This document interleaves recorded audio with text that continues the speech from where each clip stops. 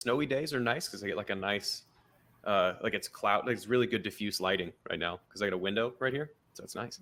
Yeah, Uh, mine's nice while I'm on the beach here. yeah, you dick. Hopefully Aiden's recording all this. Is Aiden recording all this? Yes, yeah, he Great. is recording. Welcome to Kickin' It, everybody. I want that to be the intro where Grant and I are just kind of bickering about where I'm in 12 inches of snow in Des Moines.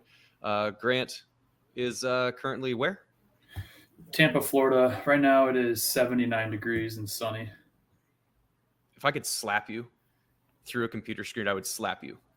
Shout out! I want to give a shout out to our neighbor right now. Looks like maybe the high school kid who lives next door to us, Nathan Williams, is currently snow blowing our driveway. Unexpected. Hey. Didn't ask him to do that. Really appreciate that. Yeah, that's nice. Been getting notifications on the backdoor camera. Person at the door. I'm thinking, why is there a person at the back door? And I see him just, like, salt of the earth group over there. A plus.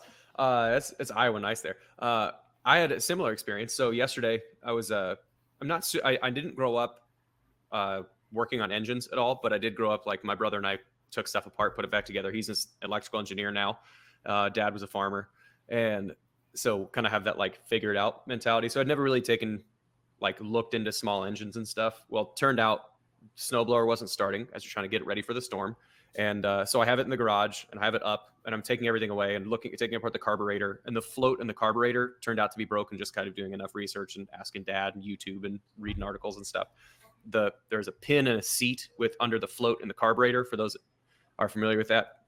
Great. But as I'm kind of taking it apart and looking at it, our neighbor Todd, who's a retired guy who's driving by to go and get groceries, pulls into the driveway. He's like, "You got that thing working yet?" I was like, "Nah, something's wrong with it. It's not starting." He's like, "Well, if you can't get it figured out, I'll just snow blow your driveway for you." I was like, "Awesome, man. Thanks, Todd."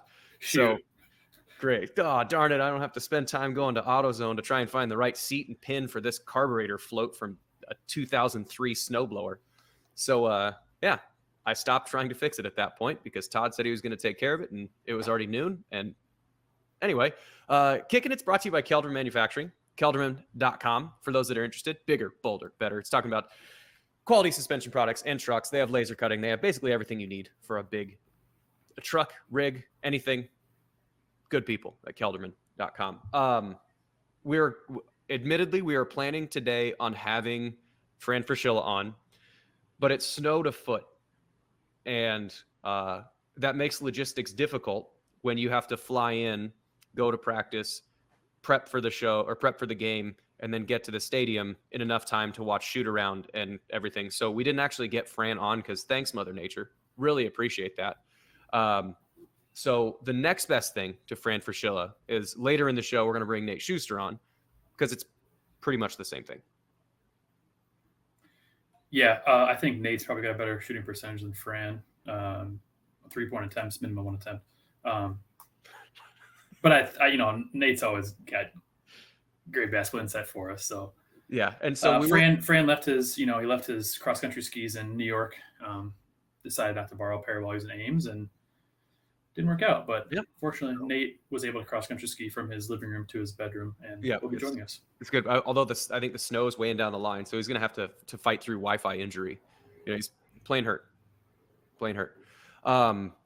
We'll start off the show a little bit just because it was the last college football game of the season yesterday. And I think the reason, this is a basketball podcast. It's Iowa State. People kind of care, kind of don't care about college football at this point now that Iowa State's done. But it is one of the things did you get a chance to watch the game itself? Yeah, we were traveling back from Miami, so I was in the back seat watching it on a phone screen, just really squinting. Yeah. Wait, is it number 1 or number 11? How much time's left on the clock there? Does that say 4 minutes?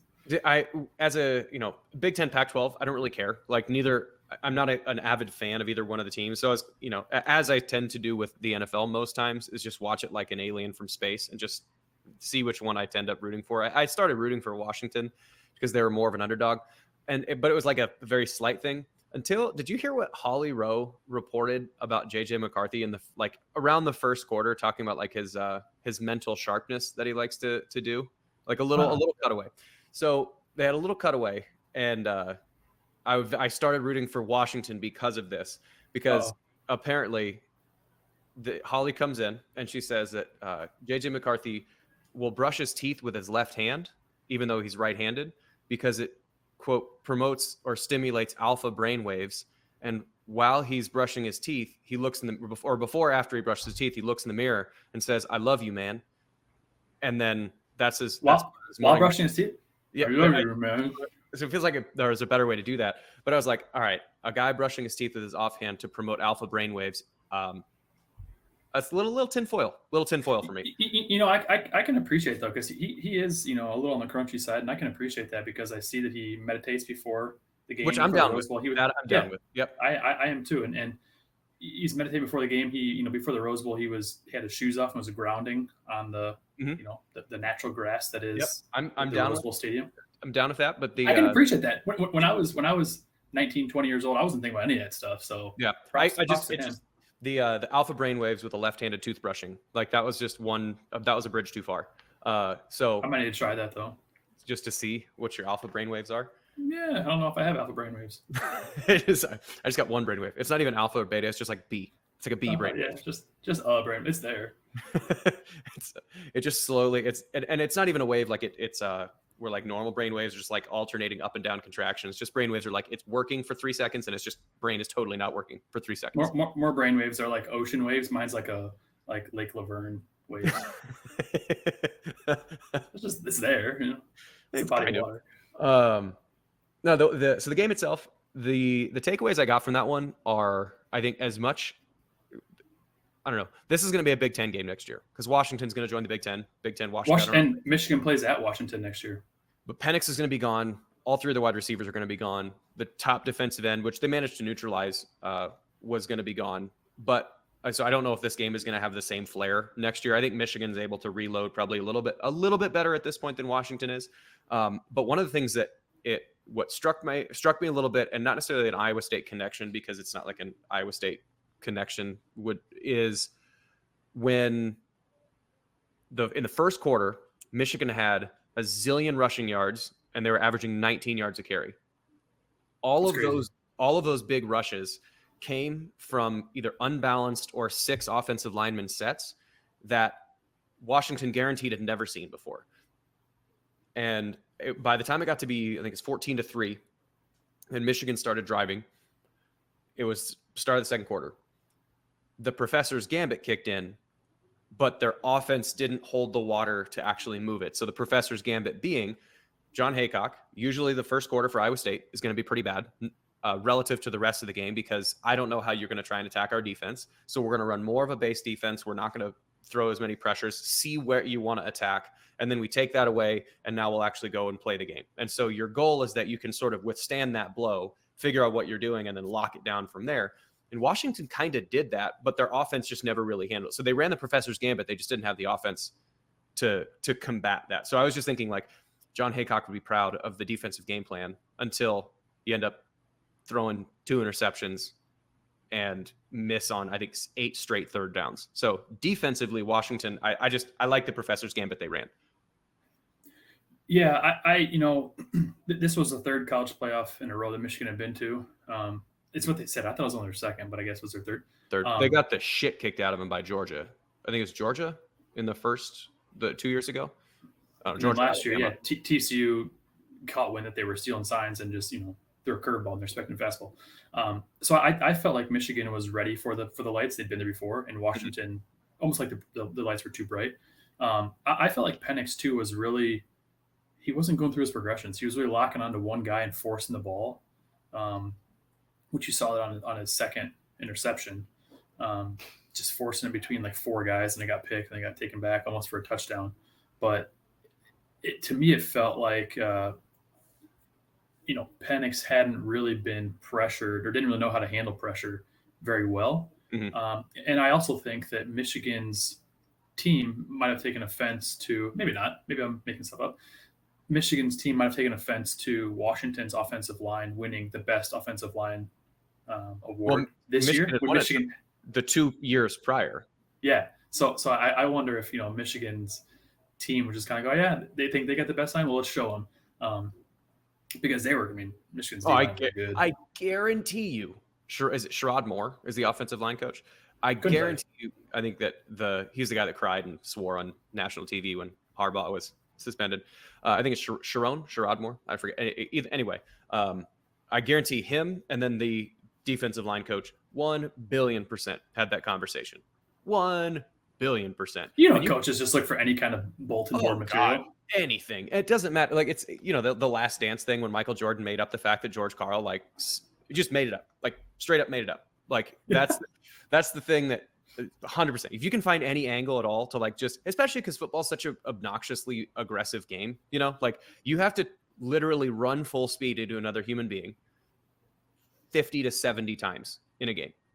That's why I would look for, you know, guys just looking around at kickoffs, because I would tell myself, this guy probably said something bad about my grandma at some point. You're going to get decleated.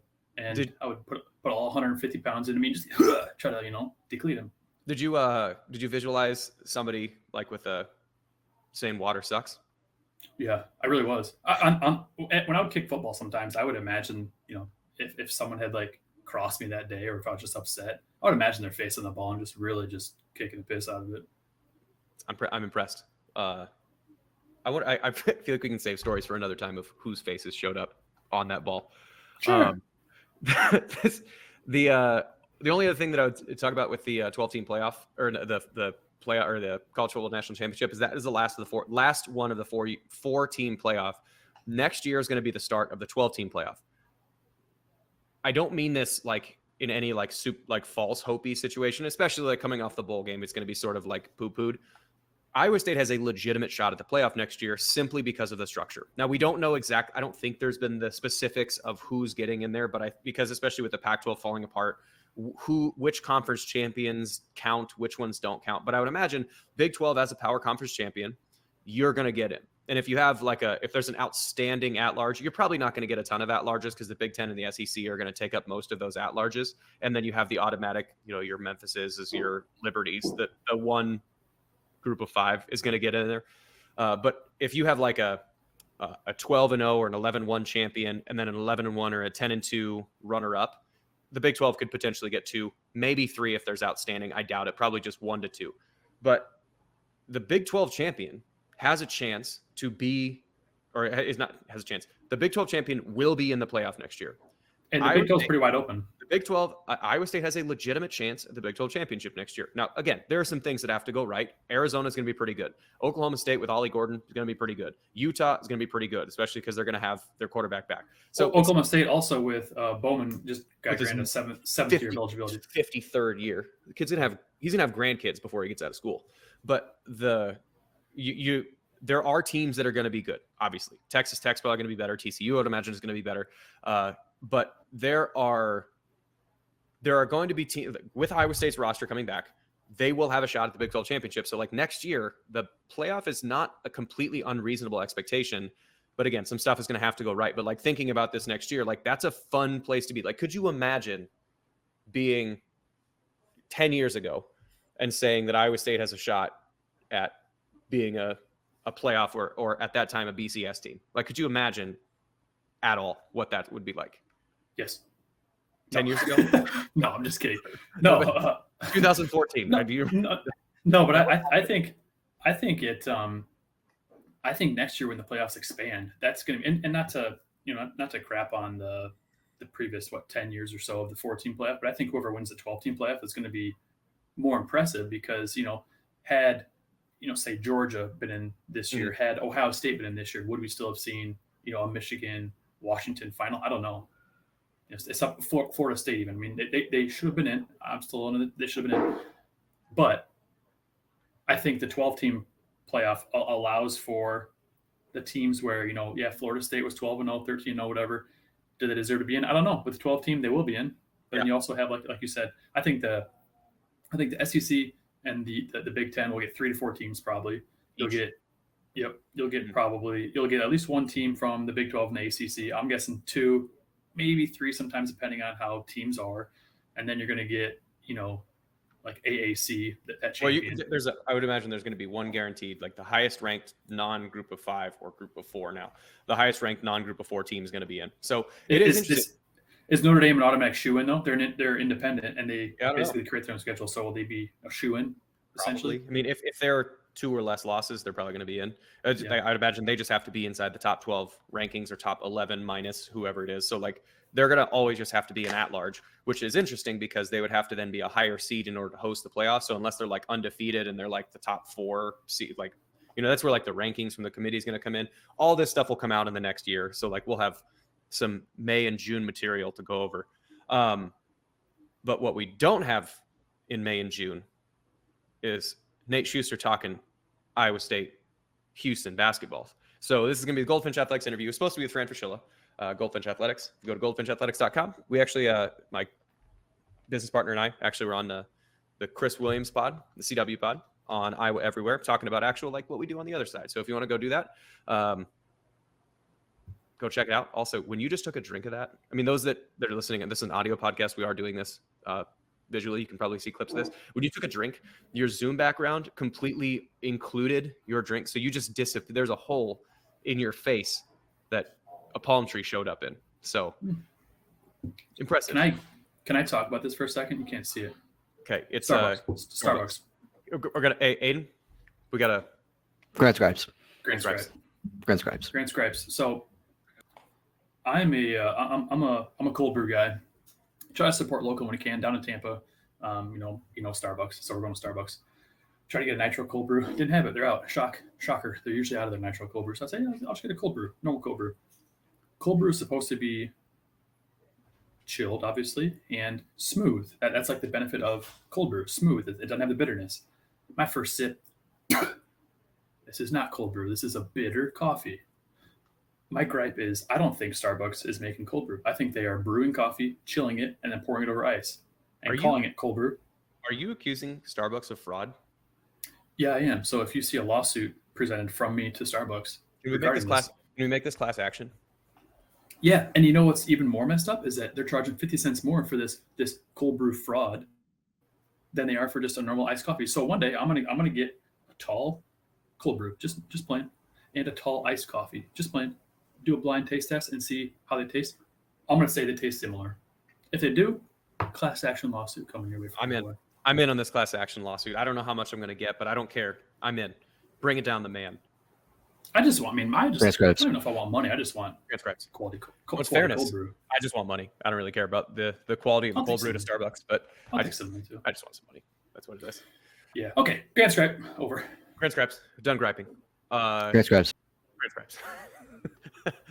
I love, again, for those that are just listening auditory, every time Aiden comes in, he completely just changes the shape of the screen. And so he literally is like he shows up like a cartoon character entering stage left. Grant Scribes. So I don't know. Thank you, Aiden, for that. Okay. That being said, no more Grant Scribes, but we are going to go to Nate Schuster because we're going to preview Houston a little bit for about 10 minutes or so. And then get on to the rest of the Big 12 because there is a lot more meat in the bone for the Big 12 because we haven't really talked about it since Oklahoma. So, Goldfish Athletics interview. Nate Schuster this week. What's up, fellas? Nate, how are you? Doing good. Can't complain. Working from home. Are you recording from Potato right now? Thing's greeny as hell. Yeah, old MacBook from pre-college days. Hey, I'm not knocking, man. Just giving you a hard time. I'll give you a hard time. Okay, so we're going to talk Houston. So right now we're recording this at 12:30 Central Time on Tuesday, which is about 5.5 hours prior to the game being recorded. So going into this game, there's a couple things that stick out to me as like a non-basketball person, that Houston's pace is super slow, but their efficiency numbers seem really good. But I don't necessarily know how to break down efficiency numbers. So two-part question. Part number one is, how do you reconcile like Houston's pace with their efficiency? And two is, what is offensive efficiency? Like offensive and defensive efficiency, what do those statistics actually mean? Like for me, batting average is the amount of at-bats that you get when you have a chance to hit the ball.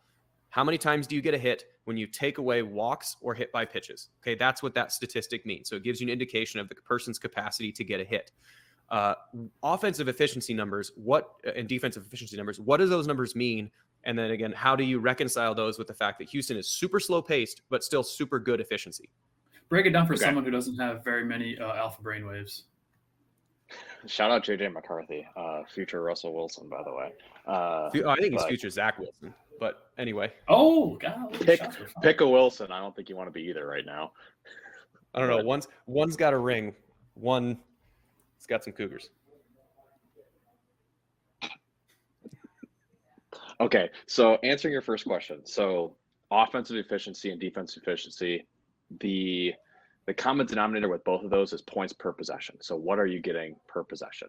The goal on offense every time is to be over 1.1 points per possession. So if we're going to go down this possession, we are going to score 1.1 points on average.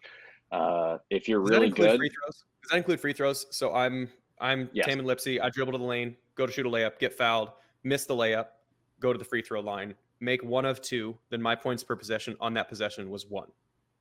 Correct. Okay.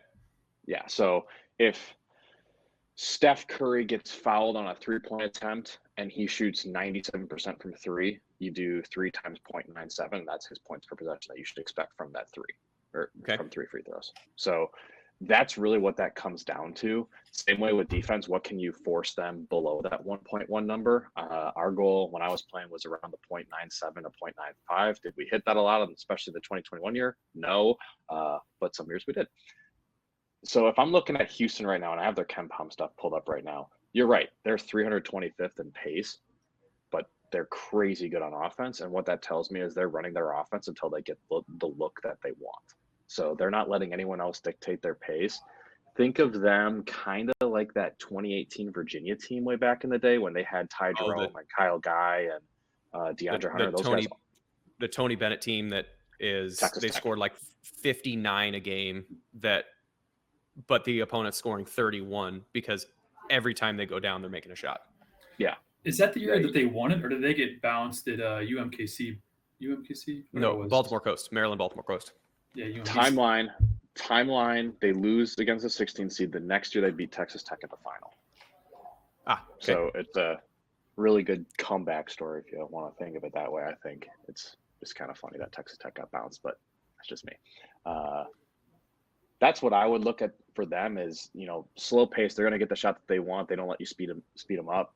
They're the George Niang of Big 12 basketball this year. They do things the way they want to do them. I appreciate that.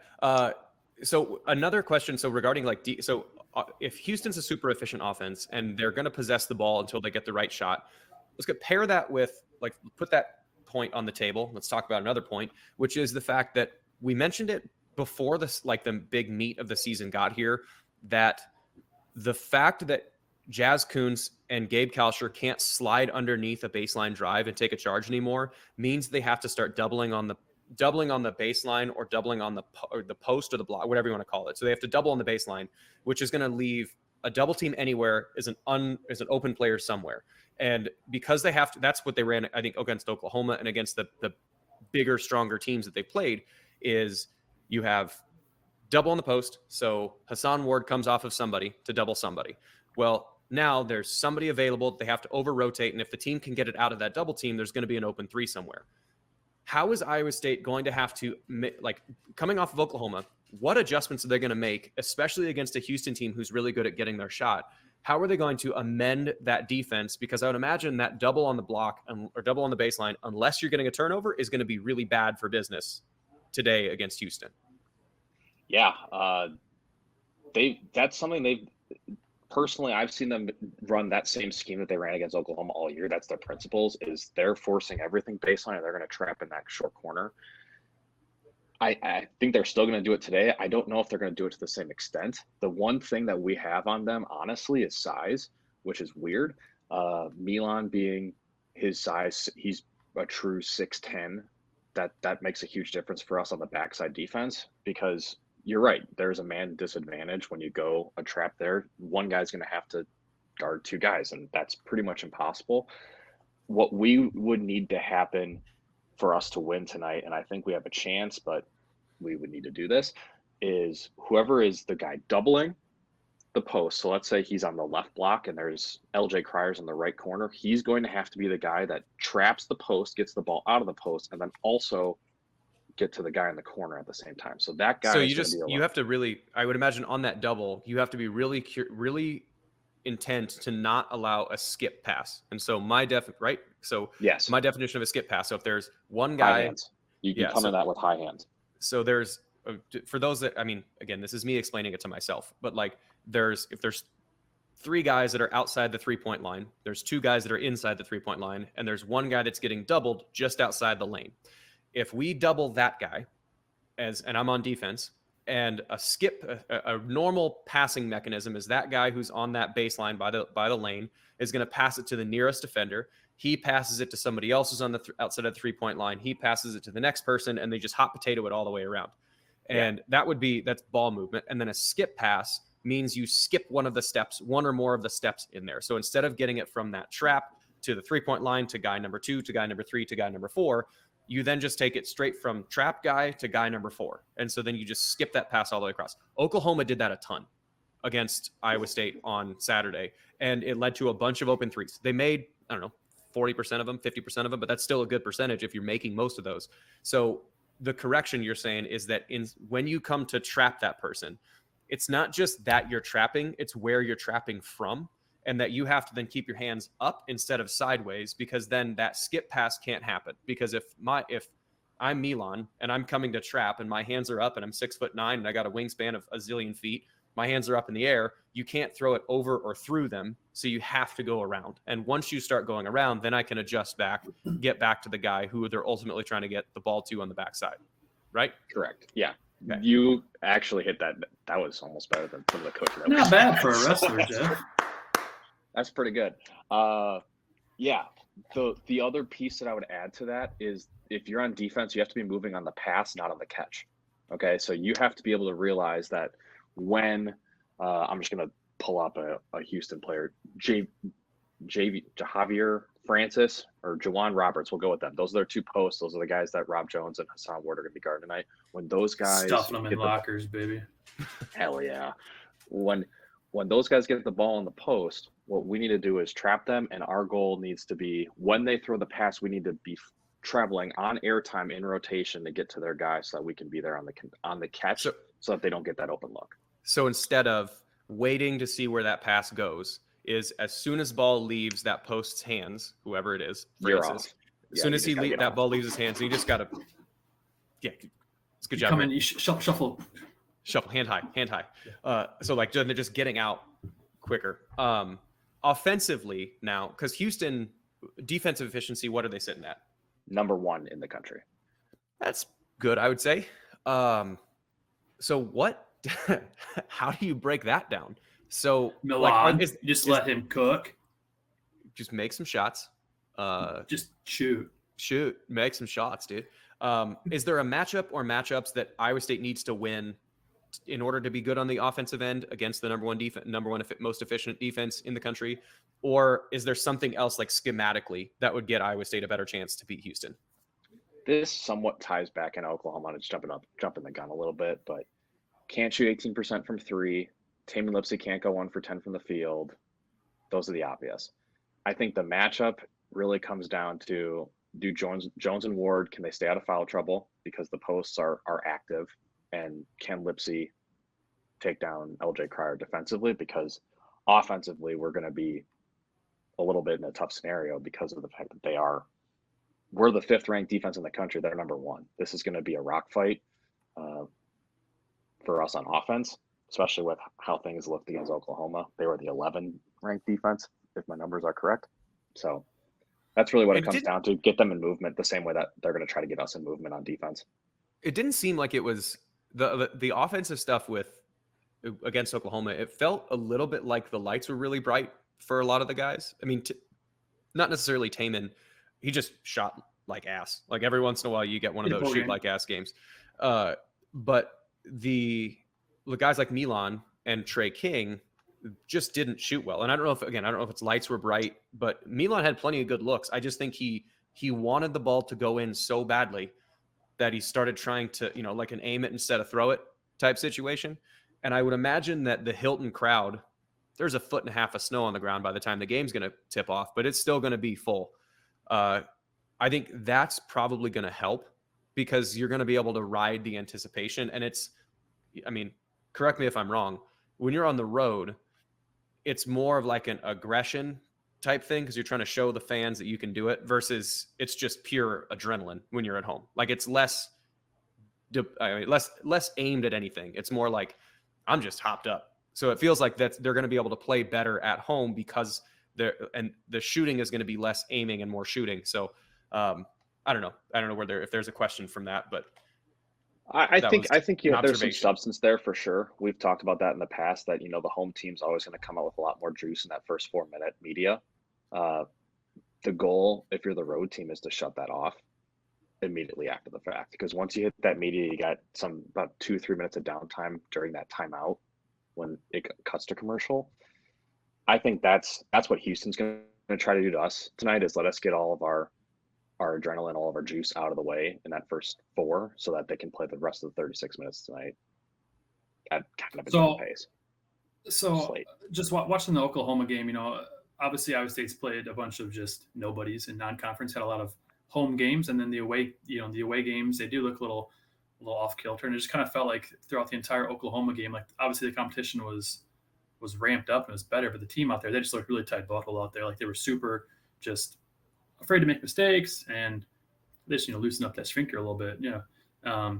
So I think being back home will help that. And Taman is really, we've kind of touched on Taman is really the engine that keeps this team moving along. And him fouling out, going 1 for 10, like you mentioned, 0 for 4, just really not having a very Taman Lipsy type game. Do you think really hurt us? And so I want to talk on what the keys to the game were and our game might be for this game and how Taman and LJ Cryer, who is a transfer from Baylor, I believe. Yep. Yes. How that matchup's going to look. So I'm gonna take this question and make it a little bit more general. Was Oklahoma the first time that Taman was approached as the offensive threat? And is that something to be expected tonight into the rest of the Big 12 season? Because in years past, last year, there was only 1 year. Last year, Taman was very much a facilitator. He would take a shot or a runner or a layup if it was there, but he's going to score 12 points a game on the high end.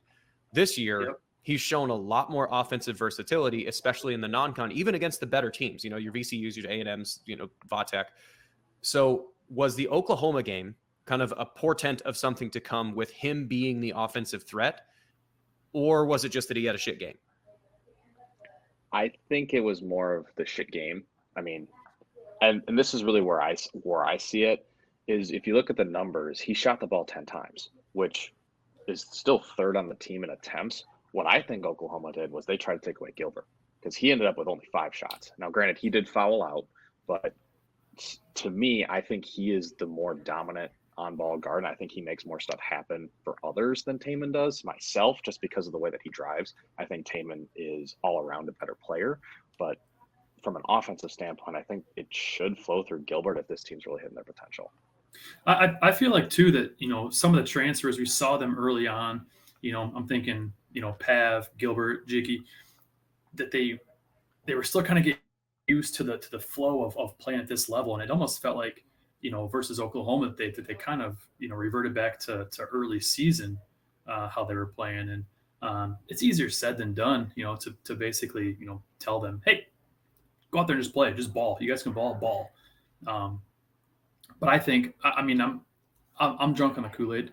I think being back home will be comforting for them. And hopefully we see them, get back to how they had been playing later on in the non-con schedule, where they were playing with confidence. And, Pat was out there looking like a young Jason Kidd almost. And okay. that's too far. A little far. Okay, I like when he goes under the hoop ish. I like when he goes under the hoop and Manu Ginobili. No. Rajon Rondo. I like when Pat goes under the hoop and is looking to facilitate. And when we're not forcing shots, when we're letting the game come to us, and when Gilbert is aggressive to the hoop, I feel like Oklahoma was an off game for this team, and hope to see him bounce back. Tough spot to bounce back against a really good Houston team. And I guess I'm not sure where I'm going with this, but I'm confident that, the team can bounce back. Hopefully give Houston, I think, is the only undefeated team left in the country, give them their first loss. Is there a question in there? Well, I was kind of hoping you guys would pick up from there. I have a shining light for you. We're I'm gonna make a prediction. Okay. I'm gonna get canceled for this. I'm not sold on this Iowa State team just yet because I think we played just shit opponents. I think that Houston is really good. I don't know if Hilton will be rocking as much as it will be if it were not 18 inches of snow outside. I think Houston's going to win this one like 77-65. I don't think it's going to be a good game for us. But then I think take our lumps early, we bounce back and finish non-con 10-8. Okay, that's a bold prediction. People will probably be able to hear that prediction after it's already happened. So, like, I would imagine most of the listenership on this is going to be after the Houston game has already been played. So they're listening to a prediction that you made before the game, after the game actually happened. So you either a savant or a moron. There's no. If we lose 77-65, I'm going to go buy a lottery ticket as soon as I get back, and I'll see you guys later. I'm probably going to move to Hawaii and just retire. I appreciate that. Should parlay that with the over 131.5. 131. That feels really low. Over.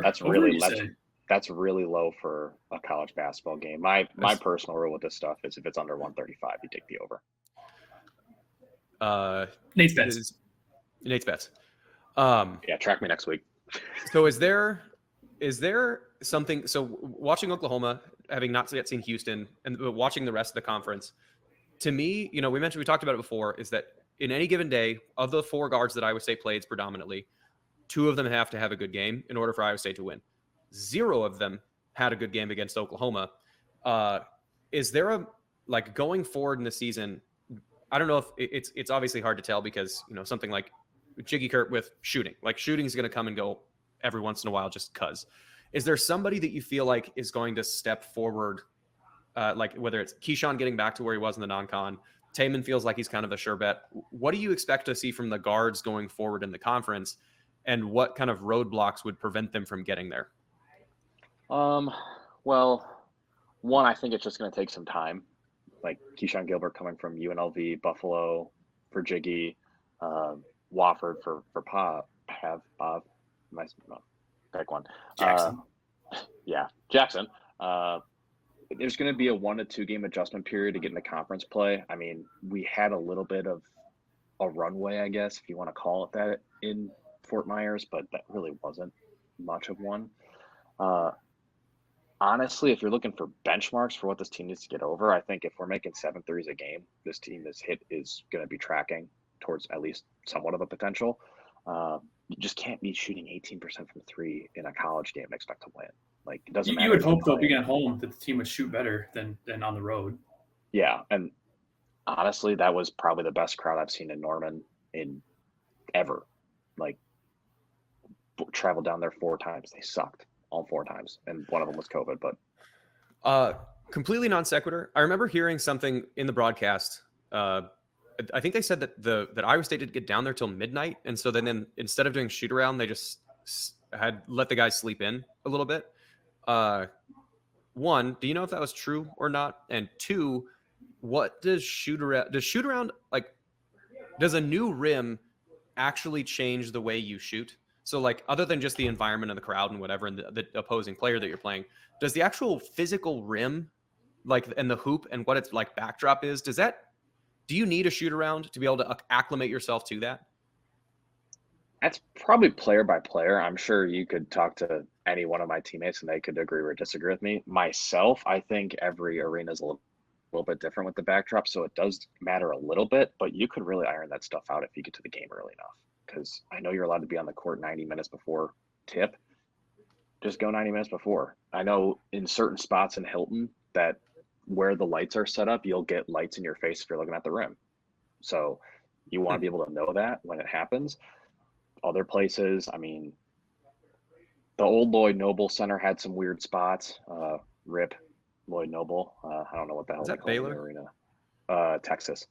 Also, RIP Texas, since they're only going to be in the conference. Actually, no, get rid of them. Ducks. Is that going to be one of those That's a duck. I won't say Yeah. it. Yeah, That's a duck. I won't say it, but Nice. Sorry. That's okay. Yeah, I think it. Grant and I have used enough. I think it matters a little bit, but not a lot of it. Okay. After having seen exactly one Big 12 game, what are your expectations? Grant already said lose against Houston, but 10-8 in the end of the year.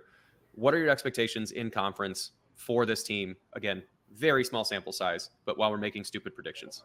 I don't come on stupid. It's a stupid prediction. It might be right, but it's also It's optimistic. I think I like the 10-8. I could see us anywhere between 8-10 to 10-8. I think. Do you feel like those are tournament teams? If you're 8-10, do you think you're a tournament team? In this conference, yes. I mean, historically, 9-9, we won the Big 12. We were 9-9. Okay. So yeah, that's a 6 seed in March. Honestly, I think what were we thinking for us, Grant, when we were talking? I mean, we're going to go to the Elite Eight this year, so I think Iowa State will probably be anywhere from a 6 to a 10 seed this year. Yeah. So can I ask a silly question that I'm kind of a silly guy. Only serious questions here. Only serious questions. Would it be more impressive? I guess what would be more impressive? Whoever wins the Big 12 this year, or who wins the national championship? You know what I'm trying to ask? Yeah. See, that brings up the conversation. Sorry, Jeff. It brings up the conversation of like the grind of like the old SEC schedules in football. Like, have you experienced the grind of a Big 12 schedule? The SEC schedule in football. The only thing would be is they schedule in November the Citadel, like right before. And they only play eight. They only play 8 conference games, and they play the Citadel sometime in November. Like some Mary Sister School the Poor to rehab everybody, get them healthy into championship season, bowl seasons. So let's not use that one as an example because their schedule, their teams, the top of the SEC in football is better than the top of the most other schools or most other conferences most years. But the middle to bottom of the SEC is the same as pretty much everybody else. They just get to play a cupcake in November, which is some BS. So I will hop off my soapbox in the SEC schedule. But anyway, continue your point. Jeff Scripps. Oh no, I was just saying like that. That's kind of how the narrative feels from the outside, to me at least. Like this Big 12 is nuts this year. And they got 6 ranked teams or 8 ranked teams right now. 6 right now. Next year is going to be even crazier when with the addition of Arizona, Colorado's not bad, and then Gonzaga's floating around too. So I feel like that's and UConn. Heard a little bit of that. It's so many teams. Yormark, though. I mean, Yormark's out here just doing it, man. Bring Nelly to the Big 12 championship halftime show. A+, man. Great for TV. Anything else for the good of the cause before we kind of check out? I want to ask Nate if he has any. Nate jumps on from time to time with us, and obviously I've been inside the football program, so I've got some stories within the football program. I want to ask Nate. I'm kind of putting you on the spot here, Nate. If you have any just behind the scenes stories within the basketball locker room that are appropriate to be released to the public that you'd want to share with us. I've got one that comes to mind for the football team that I'd like to share, but I'll give the floor to you if you're ready. You go first. If I'm looking for a locker room one, I need to do some filtering. So before I do, is there anything else we want to touch on with basketball before we kind of pivot and go to nothingness? Nothing, yeah. Just the randomness that is just kicking it, man. No, okay. So Coach Rhodes, I don't know. Jeff, I'm gonna tell the t-shirt story. I don't know at what point in the year this was. Okay, yeah, I know what you're talking about. Yeah, so I don't know at what point. I think it was off season because I don't think it was. I think it was the winter. Winter, spring. Before season started, I think. So I don't think we were in between playing Oklahoma and Texas. I think it was just we're gonna loosen things up before we really dive into it. So one year we were in the was it the Berks? No, the whatever the meeting room was, the giant meeting room that was in. Yeah, so we were all there, and Coach Rose, I'm pretty sure he was scrolling Facebook one day and saw this ad pop up for I 100% bet you're right. Or he was at a gift shop on vacation and then just saw all these funny shirts. He was like, ha. Yeah, so I think one of those scenarios was true that Coach Rhodes was either scrolling Facebook and had an ad pop up that said something like a goofy T-shirt. It's like, oh, I'm gonna buy 6 of these and give them to the guys. So one time in a team meeting, Coach Rhodes called us all together and he started passing out T-shirts, and we were like, "What are these?" So the first one, he only passed like 5 or 6. The first one was for Jake Latimer, and so before Jake Latimer came to Iowa State, he had he had a couple run-ins with the law, and they involved him when he had been drinking. And so the first T-shirt that Coach Rhodes passed out to Jake was a deer that was humping a log that almost looked like maybe it had antlers, and there was like 2 cops with like spotlights on the deer and the log, and above it said, "I make bad decisions when I drink." So that's one of the shirts. The next one he passed out, I got one that was like a scrawny dude, just like no muscles at all, just like the skinniest, nerdiest kid you can think of, and it said "Chick Magnet." And obviously, I'm not a strong guy, but I can appreciate Coach Rhodes pass that out. The next 2, though, that I can remember, and Jeff, I can remember the next 2. I don't know if there was a 5th one that I can remember. He gave one to Oni Amoyle, who is very, very quiet, awesome guy, super nice guy, very quiet, very smart. In huge letters, it said across the front of it, "I'm shy," and then very, very small letters below it, it said, "But I've got a big dick." For the coach to pass that out was like, what in the hell is going on here? So funny. And then the last one I can remember is Hayworth Hicks was a guard for us, so bigger dude. One of the funniest people alive. Oh, yeah. Just jolliest person. Just when you think of like road grader on the field, but just like a gentle giant off the field, Hayworth Hicks is one person that should come to mind. So he gave one to Hayworth Hicks that said something along the lines of, "Call me Dickie Doo. My belly sticks out farther than my Dickie Doo."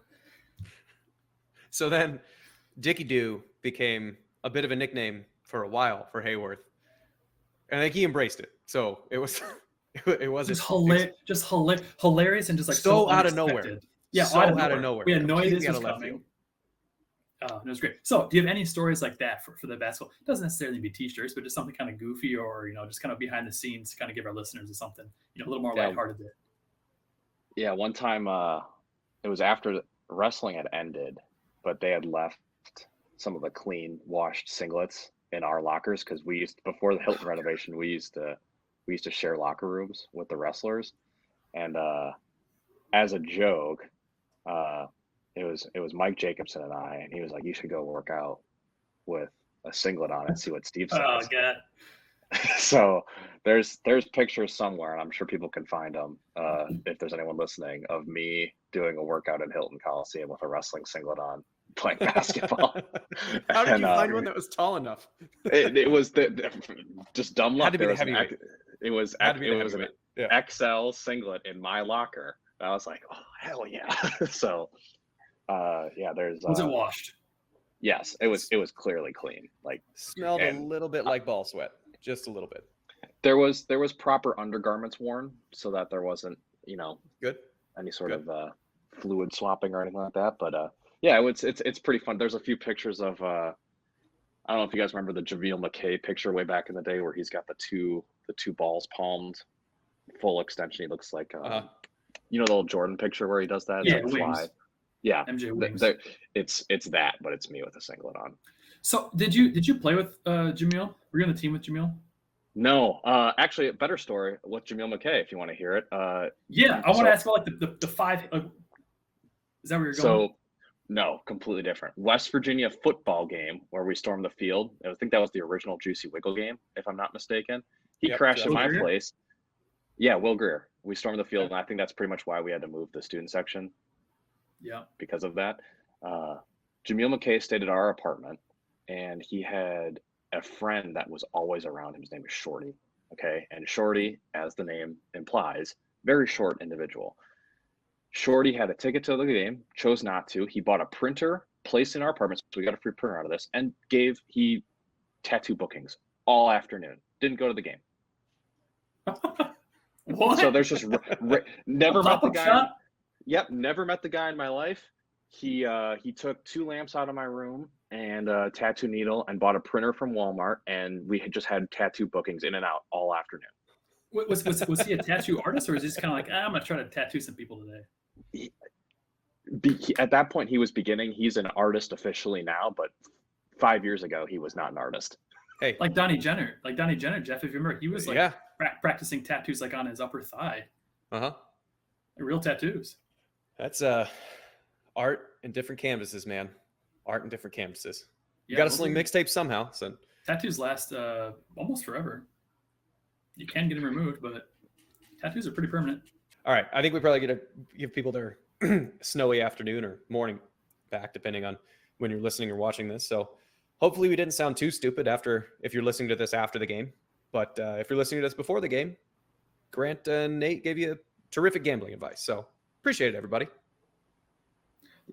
Thank you to all of our loyal listeners who are still listening. And as always, remember, please don't shop. Adopt.